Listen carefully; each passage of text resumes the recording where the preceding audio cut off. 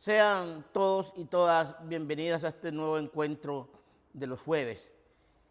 Antes de iniciar quiero darle los agradecimientos por la magnífica acogida que estas conversaciones han tenido en medio de ustedes y nos los hace manifestar a través de las redes y cuando me encuentro con algunas personas en la calle, no esconden su beneplácito por la transformación que estas conversaciones están generando en ellos, que les han permitido ir viendo de una manera diferente la sociedad colombiana, especialmente a la gente afrodescendiente dentro del Estado colombiano. Hoy entonces vamos a hablar de un tema también muy importante, igual que los anteriores, y está conectado con todos ellos, y tiene que ver con la expresión del racismo en la comisión coreográfica. Señalemos que cuando se enseñaba historia de Colombia, una lástima pues que la hayan quitado y gracias porque vuelve, se nos habló mucho acerca de la comisión coreográfica. Se nos dijo que esta fue una empresa científica muy grande, quizás la empresa científica más grande del siglo XIX colombiano, donde se pretendió o donde tenía como objetivo levantar toda la cartografía de la nación. Podemos decir entonces que Colombia era un país de fronteras imprecisas e imaginadas, porque no teníamos los puntos de referencia donde comenzaba la república, donde terminaba, y asimismo al interior de la misma no estaban definidos los límites entre departamentos, ni se conocían los ríos, ni los accidentes geográficos. Era un país muy mal conocida. Entonces, esa comisión fue nombrada, fue conformada justamente para que el país empezara a ser conocido, y conocer el país implicaba que los gobernantes iban a tomar decisiones más acertadas, porque en última instancia esa comisión cartográfica tenía que proveer a los mandatarios de los conocimientos esenciales para poder tomar determinación informada, para poder enrutar el país, para conocer sus potencialidades y asimismo para producir riqueza, para explotar la riqueza que tuviera el suelo y el subsuelo colombiano. Esa comisión, como ya todos sabemos, fue dirigida por un señor italiano llamado Agustín Codazzi. Pero entonces a los docentes de la época se les olvidó decirnos que justamente Agustín Codazzi tenía la misma nacionalidad de Cristóbal Colón. Es decir, ambos eran italianos y esto tiene que tener algunas consecuencias que no puede ser simple coincidencia, sino que algo nos está diciendo. Entonces, había que narrar cartográficamente el territorio nacional, había que narrarlo cartográficamente, había que saber dónde estaban las potencialidades del país, porque como decimos, como acabamos de decir, muchos gobernantes, especialmente de la sabana cundiboyacense, se jactaban de ser presidente y nunca habían salido de la sabana cundiboyacense. Cuando Panamá se separa, el presidente ni cuenta se estaba dando de la separación de Panamá, por esto que estamos diciendo, las fronteras imprecisas e imaginadas. Esa comisión, detrás de esa comisión, lo que iluminaba esa comisión era un referente también de Estado, un referente de sociedad, un referente de geografía que no estaba lejos justamente de las concesiones que desde comienzos del siglo XIX había planteado Francisco José de Caldas, conocido como el Sabio Caldas. Y esas concesiones de Francisco José de Caldas, entonces se imaginaban la sociedad de acuerdo a como él planteaba que era la naturaleza, que era la geografía, es decir, había una separación, unos pisos térmicos, unos climas diferentes, y para él, entonces esos climas determinaban la razón de ser, el comportamiento, el ethos de los habitantes de cada una de esas regiones. Y justamente, entonces, esa visión que iba a corresponder de la geografía a la sociedad, entonces la sociedad también estaba dividida en diferentes grupos sociales, en diferentes grupos étnicos, en diferentes razas. Entonces, ese pensamiento de Caldas lo vamos a encontrar que está muy actuante en los miembros de la comisión coreográfica y por tanto pues creían en esa jerarquización y esa jerarquización era incuestionable porque así lo había determinado el sabio Caldas, así lo había determinado la geografía de la época y así lo había determinado las teorías racistas que estaban en boga. Entonces, esa comisión tenía ese imperativo de evaluar las potencialidades del subsuelo, además quiénes, qué personas, qué razas, qué grupos étnicos iban a explotar esas riquezas, esas potencialidades y para poder ordenar el territorio. La comisión se trataba ante todo de cómo ordenar el territorio a través de un riguroso levantamiento cartográfico. Y esas concesiones que estábamos diciendo se tenían como incuestionadas y estaban pues fijas en las mentes de los miembros de la comisión. La comisión duró aproximadamente 10 años en recorrer el territorio nacional y se hicieron alrededor de 9 expediciones que desde Santa Fe, Bogotá, salían por diferentes puntos de la geografía nacional a levantar la información que se requería. La cuarta expedición, que estuvo comandada por Felipe Pérez, un miembro muy allegado a Agustín Codazzi, le correspondió explorar el río Atrato, le correspondió, es decir, la provincia del Chocó, en 1853, y a comienzos de ese año también Codazzi y otros miembros habían estado en la provincia de Barbacoas, es decir, que el año 1853, dentro de la Comisión Coreográfica, correspondió a explorar las tierras del Pacífico y la gente que habitaba en ese territorio. Una parte muy importante de la cartografía y de esa cartografía que estaba haciendo la comisión era la geografía humana. Esta comisión tenía por encargo mapear racialmente las regiones y lo hizo justamente desde los estereotipos y geográficos que ya hemos expuesto, los estereotipos geográficos y raciales especialmente. Tenía que mapear en términos humanos, en términos físicos, todo el territorio.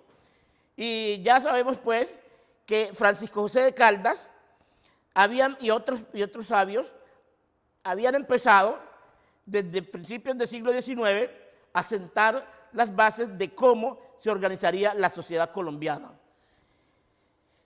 Y los resultados de esa comisión entonces también van a estar en concordancia con esos estereotipos humanos que imperaban y como se habían imaginado el país. Valga señalar, dentro de todos estos aspectos de la comisión, los aspectos políticos, sociales, que no se pueden soslayar, en los que atravesaba Colombia en el momento que arranca a operar esta comisión. Y ellos, de alguna manera, afectaron el transcurrir y el desarrollo de la misma comisión, y dentro de esos aspectos vamos a mencionar 3 que creo que son de mucha importancia. En primer lugar, en 1853, cuando se instituye la comisión, hacía poco menos de 2 años se había abolido la esclavización en Colombia y la mirada de los miembros de la expedición estaba cargada de los prejuicios que existían sobre los recién libertos.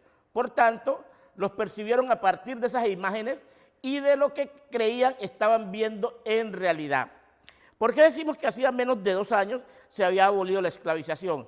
Porque aunque la ley se promulgó en 1851, solo comenzó a regir a partir del 1 de enero de 1852 y en 1853 arranca la comisión. Es decir, con la gente que los comisionados se van a encontrar en las regiones, especialmente en la región del Pacífico, parte de la costa atlántica y el Magdalena, son descendientes de los recién libertos. Es decir, las huellas de la esclavización todavía estaban muy vivas, muy latentes en ellos, y los van a narrar, los van a ver de acuerdo al imaginario que siempre habían visto al esclavizado. Cuando los miembros de la comisión coreográfica ven una persona negra, su imaginario no los procesa como una persona libre, sino que los procesa aún como unos esclavizados. En segundo lugar, en los años finales de la década del 40, principios de la década del 50 del siglo XIX, durante esos años se están formando las 2 grandes colectividades políticas del país, es decir, los partidos liberales y conservador. ¿Esto qué implica? Esto implica que había un proyecto político de nación que se iba a crear, de la nación que iba a operar, del Estado, de la sociedad, iluminado tanto por el Partido Conservador, iluminado por los miembros del Partido Liberal. Y en tercer lugar, que también es muy importante y es consecuencia de lo anterior, esos años 40 y 50 es el inicio de las guerras civiles en Colombia que van a durar todo el siglo XIX. ¿Ve? Entonces, estos tres acontecimientos no se pueden soslayar al momento de nosotros hacer un análisis, al momento de leer lo que fue la Comisión Coreográfica y sus resultados. Ahora bien, con respecto al primer punto, lo que decimos de los recién liberados esclavizados, esto se va a evidenciar en los planteamientos de Agustín Codazzi y de Felipe Pérez sobre las personas esclavizadas, pues estos en todo momento son insistentes y persistentes en percibir a los antiguos esclavizados como negros perezosos, negros ociosos, negros vagabundos, que no trabajan ni siquiera para ellos. Por ejemplo, cuando visitan a Barbacoas, dicen lo siguiente: los individuos de esta última raza, o sea, la raza africana o negra, antes se dedicaban a la explotación de las minas, pero en el día, haciendo mal uso de la libertad recién adquirida, han dejado en su mayor parte este trabajo para vivir absolutamente en independencia, en las orillas de los ríos, como viven casi desnudos, con un simple guayuco los hombres y las mujeres con una bayeta sujeta a la cintura. Miremos ahí cómo empieza a permear ese imaginario. Dice, antes se dedicaban a la explotación de las minas. Antes en Barbacoa, esta gente negra se dedicaba a la explotación de las minas, en condición de esclavizados, apurados por el látigo y de sol a sol. Pero dice este señor que ahora están haciendo mal uso de la libertad y han dejado pues de trabajar, y vuelve a mencionar un aspecto que va a ser reiterativo: la desnudez. Viven casi siempre desnudos, los hombres con un guayuco y las mujeres con una bayeta sujeta a la cintura. La visión de Codazzi con respecto a las personas negras del Chocó es más fatalista que con respecto a su juicio que dice sobre la gente de Barbacoas. Y esto lleva a Agustín Codazzi a rendirle un informe al entonces gobernador del Chocó, donde le dice, mucho cuidado con esto, una raza que casi en su totalidad pasa sus días en una indolencia semejante, no es la que está llamada a hacer progresar el país, entre paréntesis Chocó. La ignorancia por una parte, la desidia por la otra, un orgullo mal entendido porque hoy son libres, hace que siempre sean, y lo son en realidad, esclavos de sus pocas necesidades para vivir como los indios que llamamos bárbaros. Ya dijo arriba, hacen mal uso de la libertad, son ignorantes, son desidiosos, son perezosos y son orgullosos. Y eso entonces lo lleva a vivir como bárbaros, desnudos, como salvajes. Y le está diciendo al gobernador, esta gente negra no son los más aptos para el desarrollo del Chocó, porque viven en indolencia. Esto va a calar profundamente en la mentalidad de los descendientes de los antiguos esclavos en el Chocó, quienes adquieren el poder político para controlar la región. Y enseguida, en el mismo informe, le dice al mandatario, así pues, los que de un modo verdaderamente patriótico deseen el progreso de este país del Chocó, deben desde ahora, antes que la vagancia se haga crónica, pensar en los medios para obligar a los hombres y mujeres a dedicarse al trabajo. Deberían alistarse como obreros, con un salario correspondiente a su servicio, so pena de ser considerados como vagos. Atención, que esto es muy importante, lo que Codazzi, lo que los miembros de la Comisión Coreográfica le están diciendo al gobernador del Chocó. Reitero, le están diciendo nada menos que esta gente son vagos, que las personas negras son vagas y que hay que obligarlos a sujetarse al trabajo. Ahora luego vamos a hablar qué será lo que Codazzi, qué será lo que Felipe Pérez entienden por trabajo. Porque indefectiblemente, por lo menos, para conseguir el sustento diario de la prole, los hombres y las mujeres trabajaban. Entonces no podían ser vagos. Ahora bien, lo que está diciendo es otra cosa, que pueden ser considerados como vagos. Y recuerden lo que hemos dicho en unas sesiones anteriores. Una vez abolida la esclavización, y antes de ser abolida, desde la libertad de vientre, empezaron a dictarse en el país las leyes de la vagancia. Y las leyes de la vagancia estaban dirigidas a los recién libertos para poder sujetarlos nuevamente a la esclavitud. Era un temor a la pérdida de la mano de obra, por eso querían prolongar la esclavización más allá de 1821, más allá de 1839, más allá del 1 de enero de 1852. ¿Qué es lo que esta gente está diciendo? Está hablando de quienes otrora trabajaron de sol a sol para el amo blanco, ahora se negaban a trabajar bajo las órdenes de un capataz blanco. Esto era interpretado como libertinaje o mal uso de la libertad. Era una reacción natural de esta gente que lleva menos de 2 años viviendo la libertad, en la libertad, disfrutando de la libertad, porque han vivido más de 400 años en la esclavitud.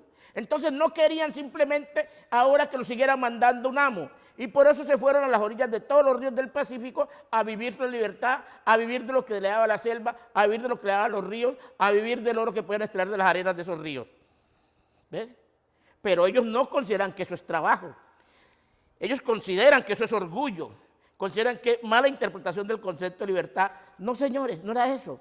Llevamos menos de 2 años disfrutando de la libertad y ayer nos mandaba un amo blanco con el látigo y el perro y ahora ya no queremos que nos manden. Y no somos vagos porque no queremos que nos manden. No somos altaneros porque no queremos que el amo blanco nos siga mandando ahora a través de un salario. Y esta gente lo que está ahora viviendo su libertad. En síntesis, este era el resumen de otra mentalidad, de otra visión de la vida, otra visión de la economía que los blancos no entendían y aún no entienden. Y dicen todavía que vivimos en la pereza, porque tenemos otra lógica frente a los recursos naturales, frente al consumo suntuoso, etcétera, etcétera. Además, aquí vamos viendo la permanencia de un discurso sobre el otro. Ese otro eran los antiguos esclavizados. Y ese discurso que hemos visto, que empezó hace más de 400, hoy hace más de 500 años, se continuaba todavía vigente. Los seres humanos no nacimos blancos, negros, amarillos ni rojos, nacimos seres humanos. Por naturaleza nacimos seres humanos, por naturaleza nacimos libres. Fue un proceso social que, reitero, inició hace 500 años, que empezó a considerar a unos seres humanos, empezó a considerar los blancos, a otros amarillos, a otros negros, a otros rojos, y empezó a construir una jerarquía racial que se iba a corresponder con la sociedad. Eso fue un proceso social creado por el hombre. La naturaleza no intervino para nada en eso. Entonces lo que están haciendo los recién libertos es vivir y disfrutar su libertad. Ellos tenían, dentro de esa, como los blancos no entendían y no entienden esa mentalidad, entonces creían que había que obligarlos a trabajar, porque eran percibidos, reitero, como vagos. Y sobre el concepto de vago, pues iban a recaer todas las prescripciones que la ley de vagancia iba a señalar, y por tanto podía ser reesclavizado, podía ser entregado a sus antiguos amos para el concertaje. Eso es lo que está buscando justificar la Comisión Coreográfica con esa visión que está creando sobre las personas negras. Igualmente, los miembros de la Comisión Coreográfica ven, como ya lo hemos dicho, lo hemos señalado, lo han señalado ellos, lo señalaron ellos, lo estamos reiterando simplemente aquí para poder entender cómo se creó ese imaginario, siguen señalando a las personas negras como perezosas e indolentes. Dicen que no trabajan porque no están bajo las órdenes de un amo. Se resisten a continuar siendo explotados. Su trabajo no es valorado porque no produce excedentes comercializables, porque no persigue el afán de lucro, de acumulación, que es lo que va a caracterizar el enriquecimiento de unos pocos, porque explotan el trabajo del hombre por el hombre y se apropian del trabajo ajeno. Como esta gente negra no está haciendo eso, explotando a los otros seres humanos para conseguir riqueza, entonces consideran que eso no es trabajo. Y desde luego, el trabajo no explotado, no remunerado, pues no produce riqueza. Es la lógica del capital, que ellos se niegan a entenderla. De otro lado, y ya lo señalábamos cuando estos señores hablaron de barbacoas y del Chocó, van a resaltar una característica que hasta hoy percibe, la desnudez de las personas negras. Siempre los ven desnudos. Entonces esa falta de vestido es asimilable con la barbarie. Esa visión, siempre se dijo que los esclavizados eran bárbaros, porque no practicaban las costumbres de la civilización blanca. ¿Sí? Y para ellos entonces todo el bárbaro era aquel que no estaba tampoco dentro de la religión católica o cristiana. ¿Ves? Y por tanto eran considerados bárbaros, salvajes, bestias, que tenían un lugar intermedio entre los hombres o seres humanos y los animales. Entonces ese discurso nos está viendo de esa manera, nos está retratando de esa manera. Pues lógico, que unos bárbaros, como él le dice, no van a desarrollar el Chocó, y es lo que le recomienda al gobernador. Para el caso concreto del Chocó, y particularmente para Quibdó, esta imaginación, ese discurso sobre las personas negras no quedó en el vacío, sino que se empezó con ese discurso, empezó a implementarse, a organizarse la sociedad chocuana, la sociedad quibdoseña, en la primera mitad del siglo XX. Y estos blancos de Quibdó, muchos de ellos descendientes de los antiguos esclavizadores, eran los que se reunían en el Club Atrato, el lugar de tertulia y de encuentros sociales, donde discutían, donde debatían cómo sería organizada, cómo sería el Chocó del siglo XX y del siglo XXI. Y siempre juzgaron a las personas negras incapaces para poder liderar el desarrollo del Chocó. Tenían una visión fatalista y negativa sobre nosotros. ¿Ve? Por tanto, proyectaron un movimiento chocuanista, pero sin la gente negra. Un movimiento chocuanista, pero sin los afrochocuanos. Y por eso entonces los excluyeron de la educación, de los asuntos políticos y de la administración. ¿Ve? Ese movimiento chocuanista propugnado por la gente blanca hay que entenderlo y volverlo a estudiar con mucha claridad, porque en un momento concitan, invitan a toda la población a protestar porque en el interior del país están mandando gobernantes blancos y ellos quieren que se nombren chocuanos en la dirección del Chocó, pero ¿cuáles son los chocuanos que se iban a nombrar cuando ellos no creían y le negaron el acceso a las personas negras en la administración del Chocó? Pues lógico que los mismos blancos del Chocó. ¿Ve? Y por eso nosotros vamos a esperar hasta 1967 para tener el primer gobernador afrochocuano, Ramón Mosquera Rivas. Es cuando se rompe todos esos lazos que vienen desde la colonia, ¿no es cierto? Y yo recomiendo releer la historia del Chocó, releer lo que se hablaba desde el Club Atrato y releer esta visión fatalista que tenían sobre las personas negras. Bueno, retomando la imagen que los miembros de la Comisión Coreográfica tienen sobre su misión y la jerarquización racial del país, nos encontramos que esa visión, como ya hemos señalado, hunde sus estudios en los pensamientos del sabio Caldas, para que en el estudio de la geografía era determinante para el conocimiento y buen gobierno, para la prosperidad del país. Para ese cometido, unido a las riquezas del suelo y el clima, el concurso de la gente negra era determinante por el trabajo que aportaban. De ahí que los miembros de la Comisión Coreográfica sostenían: si esta raza fuerte y robusta tuviese amor al trabajo y ambicionase las comodidades de la vida civilizada, podría enriquecerse brevemente y trocar sus miserables chozas por casas cómodas y abrigadas, los trozos de palo que usan para sentarse por buenos y blandos muebles, su fea desnudez por elegantes vestidos. ¿Qué están diciendo? No tenemos ambición de lucro, no teníamos ambición de ganancia. Y vuelve y reitera la desnudez, que es sinónimo de barbarie. ¿Ve? Y que podríamos trocar, si tuviéramos ambiciones de comodidad, de la vida civilizada que llevan los blancos, trocar nuestras feas chozas por casas abrigadas, cómodas. Los palos donde nos sentábamos no los ven como muebles, sino como simples palos, y podríamos cambiarlos por abollonados muebles y vestirles vestidos elegantes. Más adelante, los miembros de la comisión enfatizan nuevamente.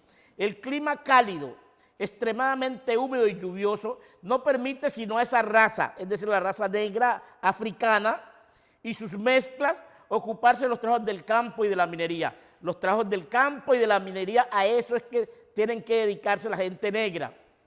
Y dice, si pudieran traerse a las minas otros habitantes activos e industriosos, habría esperanzas de que el estímulo y la envidia los hiciese en la tentación de imitarlos.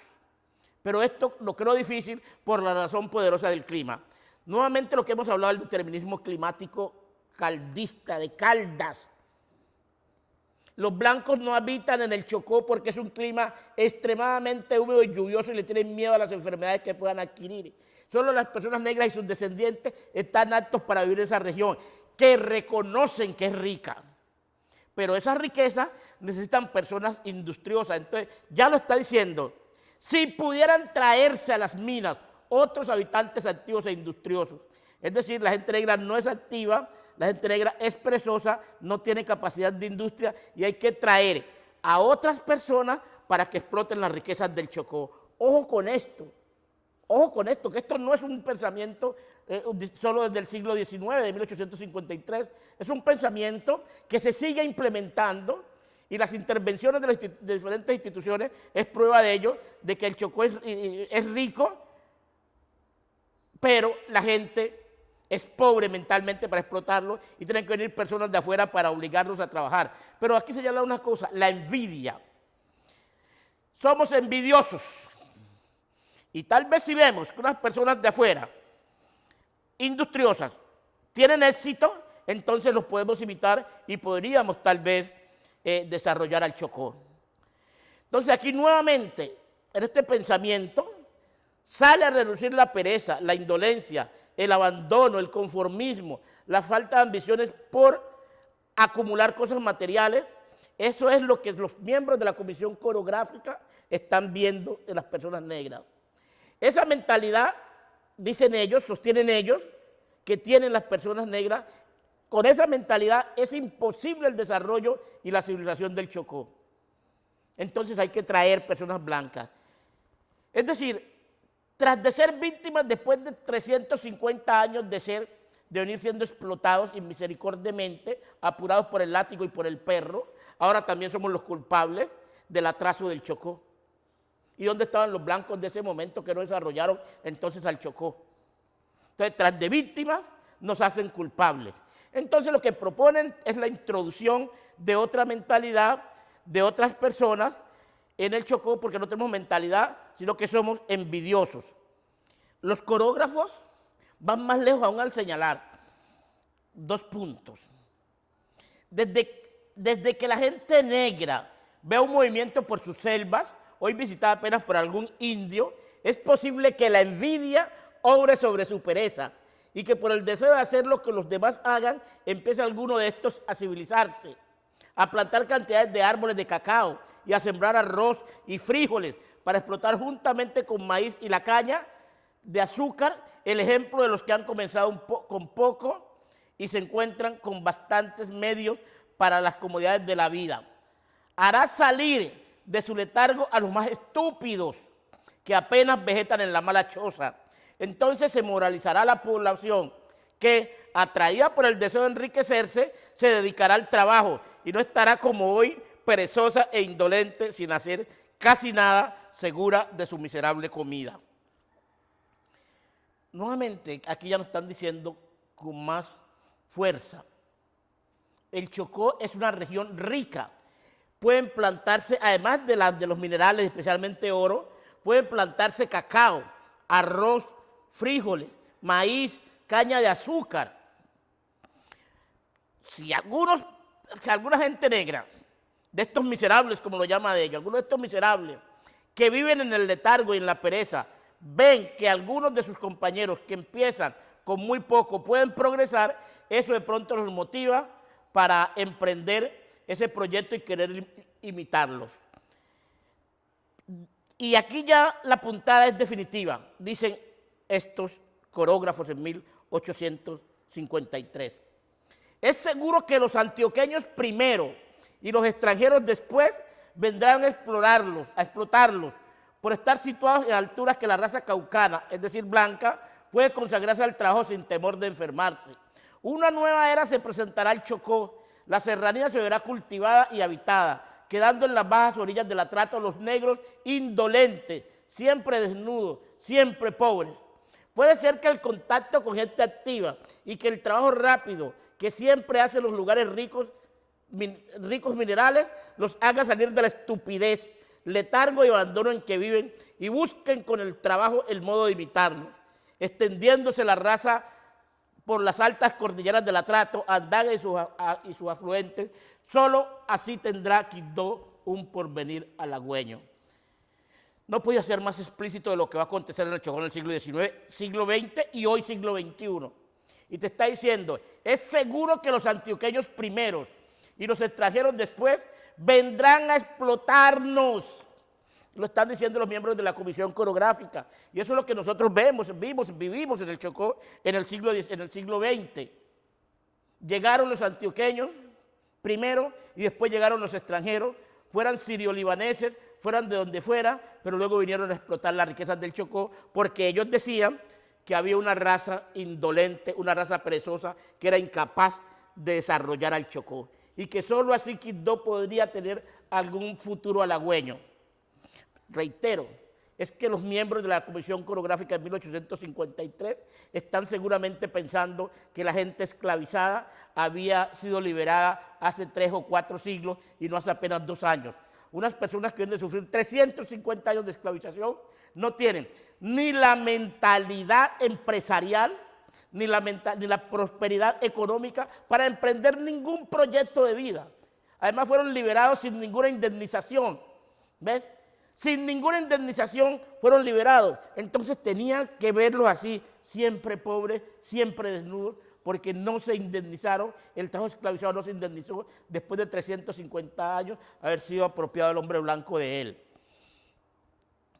El análisis de estudio de la población, el énfasis de estudio de esta población que hacen los miembros de la Comisión Coreográfica, no hicieron otra cosa que una geografía, una cartografía humana, que consolida un pseudopensamiento científico racista y por eso acentuó la fuerza de la raza blanca, antioqueña o extranjera, que era la única capaz de desarrollar al Chocó y por tanto tenían que venir de las montañas, porque no podían vivir en estas tierras bajas porque acá se enfermaban, tenían que venir de las montañas como fuerza redentora del Chocó y de estos territorios del Pacífico, donde para ellos habitaban personas perezosas, personas indolentes, personas sin ninguna ambición. Por eso ellos insistieron en remarcar los comportamientos y las actitudes negativas sobre las personas negras, tal como la ignorancia, como la pereza, como el abandono, como la desnudez. Pero aún así, con todo, sabían que seguían siendo necesarios para la explotación del trabajo. ¿Y qué es lo que en últimas pensaban? ¿Cómo vamos a sujetar esa mano libre para seguir explotando a través de un salario? En síntesis, lo que primaba era el miedo a perder el monopolio sobre la mano de obra que ayer era esclavizada y hoy era libre y quería vivir su libertad libre y en paz. Por eso todavía estamos luchando. Queremos llevar una vida digna, libre y en paz. Muchas gracias por el día de hoy. Los invito a que nos sigan en las redes sociales de Facebook, de Instagram, del canal YouTube, en otras conversaciones similares y desde ya los invitamos para el próximo jueves. Vamos a tener una persona especial formada en esta casa que hoy presta sus servicios con lujo de detalle en el Urabá chocuano, siendo coordinador de etnoeducación en Apartador. Se trata de Ramón Mosquera Bermúdez, quien nos va a presentar en los próximos 2 jueves una experiencia significativa a partir de lo aprendido en esta casa. Muchísimas gracias.